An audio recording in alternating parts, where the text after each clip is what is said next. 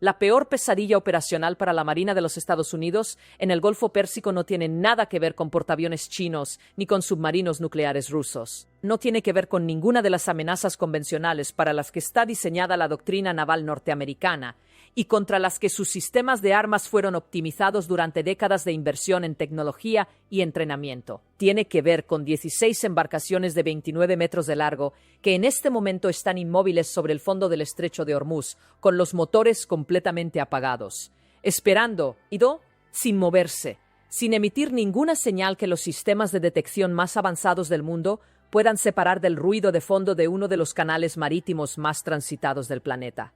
Entre 10 y 16 submarinos iraníes clase Gadir están confirmados como operativos en el Golfo Pérsico según informes de inteligencia de esta semana. No están en puertos donde las imágenes satelitales puedan rastrearlos, no se mueven por canales donde el sonar pueda detectarlos, se despliegan a través de túneles excavados en los acantilados de la provincia de Hormozgan, entran al agua ya sumergidos y desaparecen en el caos acústico de uno de los corredores marítimos más transitados del mundo. Una vez que están abajo, nadie, incluida la arquitectura de inteligencia naval más sofisticada, jamás ensamblada, puede decir con certeza dónde está ninguno de ellos.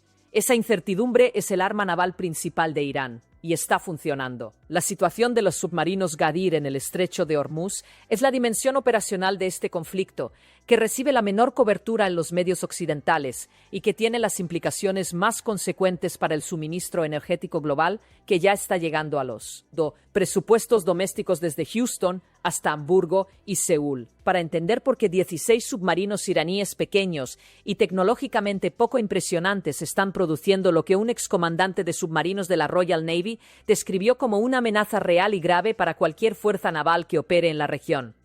Es necesario entender las características geográficas específicas del estrecho de Hormuz y por qué esas características invierten completamente la ventaja tecnológica en torno a la cual está construida la doctrina naval norteamericana.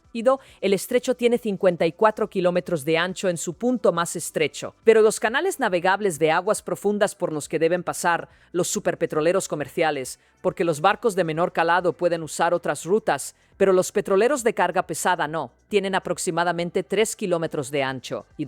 La profundidad media de esos canales navegables es de aproximadamente 30 metros.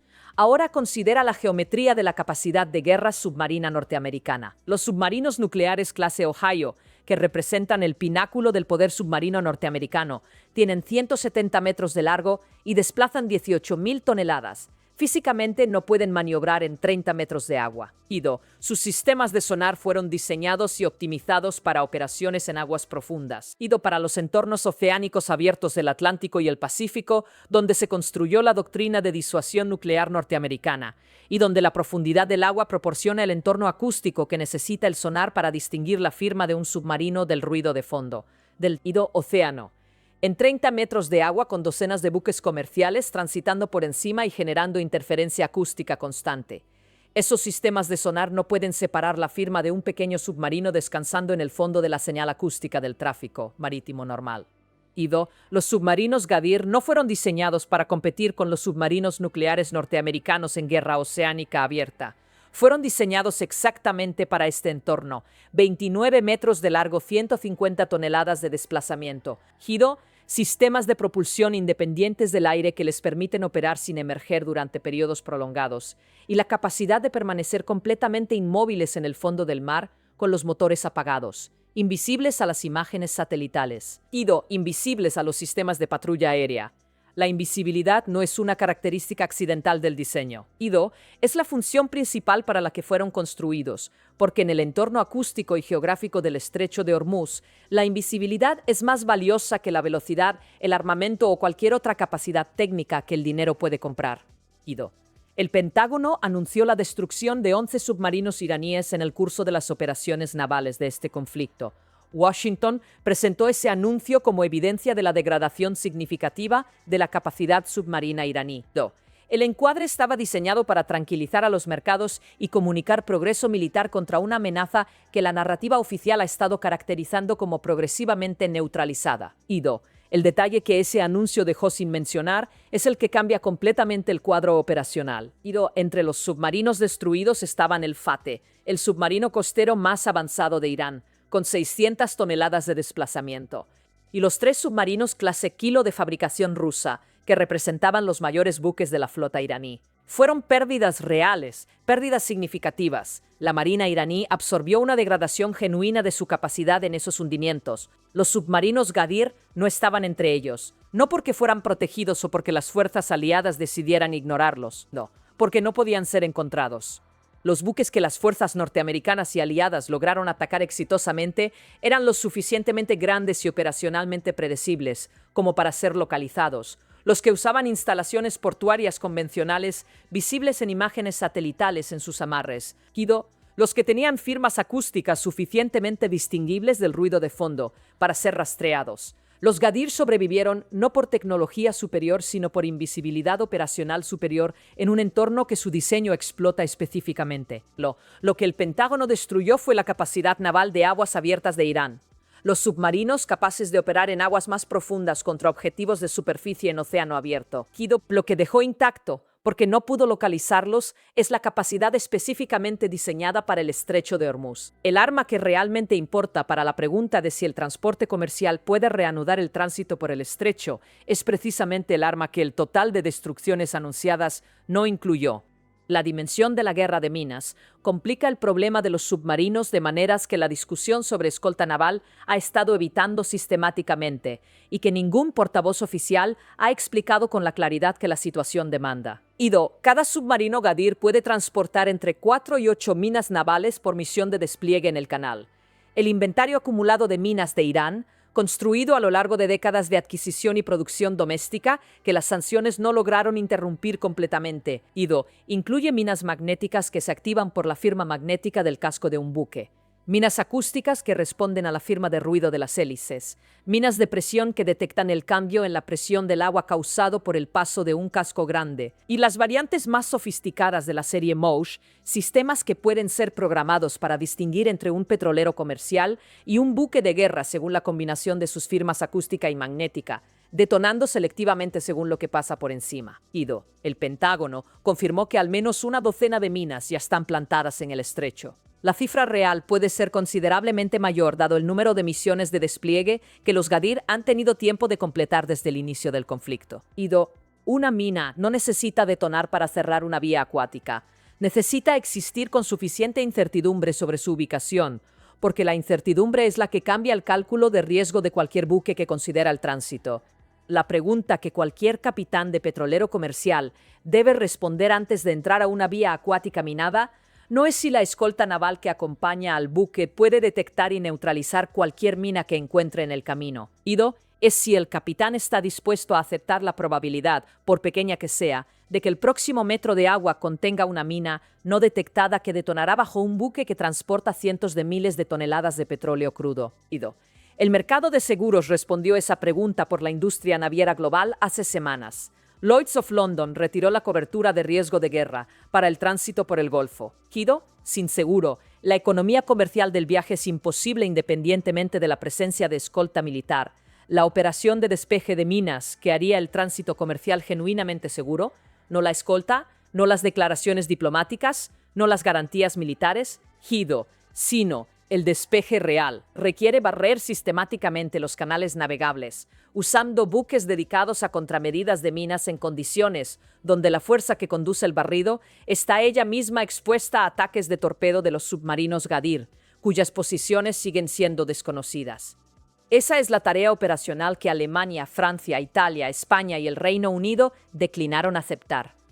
El ministro de Defensa alemán declaró explícitamente que ninguna nación europea comprometería buques en lo que caracterizó como una misión suicida en una vía acuática minada con amenaza submarina activa. Trump llamó cobardes a los aliados europeos por su negativa. La evaluación europea es que despejar minas bajo amenaza submarina activa en un canal de 30 metros de profundidad no es una demostración de cobardía. Es un cálculo preciso de riesgo operacional. La comparación con las termópilas que los historiadores militares están trazando para el estrecho de Hormuz no es retórica, describe una característica estructural de asimetría geográfica que ha determinado el resultado de enfrentamientos tácticos a lo largo de la historia militar, independientemente del tamaño relativo y la sofisticación tecnológica de las fuerzas involucradas. En las termópilas, una pequeña fuerza defensora convirtió un punto de estrangulamiento geográfico en un multiplicador de fuerza, usando las restricciones físicas del terreno para negar a una fuerza numéricamente y materialmente superior sus ventajas naturales. El estrecho hace lo mismo para la estrategia naval iraní. La Marina de los Estados Unidos es la fuerza marítima más poderosa de la historia humana. En océano abierto, no hay capacidad naval iraní que represente un desafío significativo para la proyección del poder naval norteamericano. Todo el inventario naval iraní, incluyendo todo lo que sobrevivió a los ataques del último mes, no puede enfrentarse a los grupos de ataque de portaaviones norteamericanos en guerra de aguas abiertas y producir resultados favorables. Pero el estrecho de Hormuz no es océano abierto. Es un canal de 3 kilómetros en 30 metros de agua. Y en ese entorno específico, el entorno para el que la doctrina naval iraní lleva décadas siendo diseñada y para el que los submarinos Ghadir fueron construidos con propósito específico, la ventaja tecnológica norteamericana se invierte. Los sistemas de sonar más sofisticados del mundo no pueden encontrar un submarino que descansa inmóvil en el fondo de un canal donde el ruido de fondo hace imposible la detección. El portaaviones más poderoso de la historia tiene utilidad limitada en una vía acuática demasiado poco profunda para que sus escoltas operen de manera efectiva. Hay una restricción estructural en la estrategia de guerra de minas iraní, que el análisis exige reconocer directamente el estrecho de Hormuz sin bloquear simultáneamente sus propias exportaciones de petróleo. La economía de Irán depende de los ingresos de hidrocarburos, y esos ingresos requieren que el petróleo salga a través del estrecho. El minado completo de los canales navegables produciría una estrangulación económica autoimpuesta que la estabilidad política interna iraní no puede absorber indefinidamente. El liderazgo iraní lo entiende. El despliegue de minas está calibrado para crear máxima incertidumbre para el transporte marítimo occidental, mientras preserva acceso operacional suficiente para el régimen selectivo de tránsito que Irán ha establecido. La política bajo la cual los buques no alineados con Occidente reciben permiso de paso mientras los buques norteamericanos y aliados son bloqueados. Esta es la razón por la que Trump redujo silenciosamente las sanciones sobre las exportaciones de petróleo iraní. No porque el conflicto haya desescalado, ni porque haya habido ningún avance diplomático que los comunicados oficiales no están reportando. El mecanismo real es más directo y más incómodo de explicar públicamente. Mantener el interés económico de Irán en que una porción del estrecho permanezca operativa, la porción por la que el petróleo iraní sale, crea un interés compartido en prevenir el cierre total. Irán necesita que el estrecho permanezca parcialmente funcional para seguir financiando las operaciones militares que está conduciendo simultáneamente contra los activos norteamericanos e israelíes. Trump necesita que el estrecho permanezca parcialmente funcional para evitar que los precios del petróleo alcancen los $200 por barril que los ejecutivos de la industria energética advirtieron en su reunión en la Casa Blanca como el punto en que la disrupción económica se vuelve políticamente inmanejable para cualquier administración. Ese interés compartido en la funcionalidad parcial es el hilo económico que conecta a dos gobiernos que simultáneamente conducen operaciones militares activas contra las fuerzas del otro. La ironía estratégica es precisa. El alivio de sanciones que se presentó públicamente como una señal diplomática posible es en realidad un mecanismo para asegurar que el conflicto militar continúe a un nivel económicamente sostenible. Para ambas partes, mientras las personas ordinarias en países sin ninguna conexión con ninguno de los dos siguen pagando los aumentos compuestos de los precios de energía que produce el cierre parcial semana a semana. La Organización Marítima Internacional documentó 17 incidentes contra buques comerciales en los primeros 16 días de marzo, solamente con al menos 11 marineros muertos o desaparecidos. Esa frecuencia de incidentes describe un entorno de riesgo que las matemáticas del seguro marítimo no pueden acomodar en ningún nivel de prima que haga funcionar la economía normal de la carga. Los precios del petróleo han subido más del 50% desde que comenzó este conflicto. El combustible en las gasolineras norteamericanas ha alcanzado niveles no vistos desde el periodo de inflación que terminó la viabilidad política de la administración anterior. La industria naviera global ya tomó el cálculo que las fuerzas iraníes fueron diseñadas para producir. Los superpetroleros no están entrando al Golfo. Los 16 submarinos Ghadir sentados en el fondo de los canales navegables de Hormuz no son piezas impresionantes de tecnología militar. Son pequeños, utilitarios y están décadas detrás de las capacidades de gestión de firma acústica de los submarinos nucleares norteamericanos o rusos. El oficial de la Royal Navy que sirvió en estas aguas los describió con precisión. Deben tomarse en serio, no porque sean sofisticados, sino porque en este entorno geográfico específico no necesitan serlo. 30 metros de agua y 3 kilómetros de ancho de canal hacen todo el trabajo que la tecnología más avanzada de sigilo del mundo no puede proporcionar en entornos de océano abierto profundo. Cada capitán de petrolero comercial que considera entrar al Golfo está calculando no la probabilidad de que la escolta militar falle en proteger el buque, sino la probabilidad de que en algún lugar del canal navegable haya una mina plantada por un submarino que nadie puede localizar.